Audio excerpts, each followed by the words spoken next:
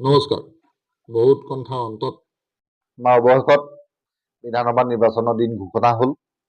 বিধানসভা নিৰ্বাচন দিন অলপ দেৰি আগতে, কেইঘণ্টামান 2-3 ঘণ্টাৰ আগতে আমাৰ মুখ্য নিৰ্বাচনী আয়ুক্ত জ্ঞানেশ কুমাৰে সংবাদমেল পাতি ঘোষণা কৰিছে যে অসমত মাত্ৰ এটা ফেজত নিৰ্বাচন অনুষ্ঠিত হ'ব আৰু সেই নিৰ্বাচন 9 এপ্ৰিলত অনুষ্ঠিত হ'ব। তাৰমানে বিহুৰ আগে আগে অসমত নিৰ্বাচন অনুষ্ঠিত হৈ শেষ হৈ যাব।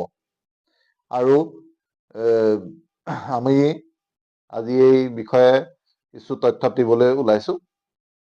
প্ৰথম কথা হ'ল, প্ৰথমতে কৈছো যে নিৰ্বাচনৰ দিন 9 এপ্ৰিল 2026 আৰু কাইলৈৰ পৰা 16 মাৰ্চত যিটো নটিফিকেশ্যন ওলাব, চৰকাৰী গেজেটেড নটিফিকেশ্যন ওলাব আৰু তাৰ পৰা নিৰ্বাচন আচৰণ বিধি বলবৎ হৈ যাব। তাৰ 16 মাৰ্চৰ পৰা, কাইলৈৰ পৰা হৈ গ'ল আৰু ধৰি লওক।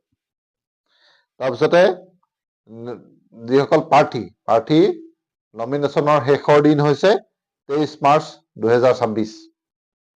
23 মাৰ্চ 2026ৰ ভিতৰত প্ৰাৰ্থীসকলে নমিনেশ্যন দি শেষ কৰিব পাৰিব।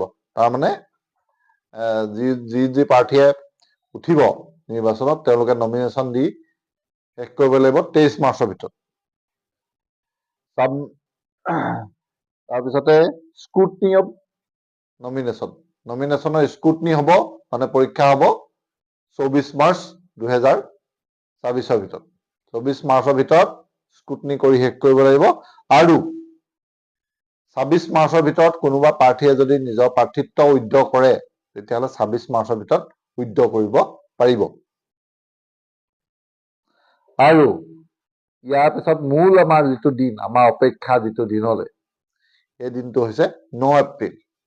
9 এপ্ৰিল 2026ত আমাৰ অসমৰ 126টা সমষ্টি, আটাইকেইটা সমষ্টিতে নিৰ্বাচন অনুষ্ঠিত হ'ব।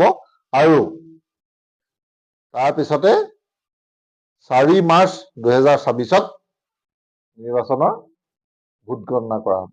আমাৰ অসমৰ লগতে যিহেতু দেশৰ আন 5খন ৰাজ্যতো নিৰ্বাচন অনুষ্ঠিত হ'ব, আটাইকেইখনৰ ভোট গণনা একেটা দিনতে অনুষ্ঠিত হ'ব, 4 মাৰ্চ আৰু 4 মে 2026ত।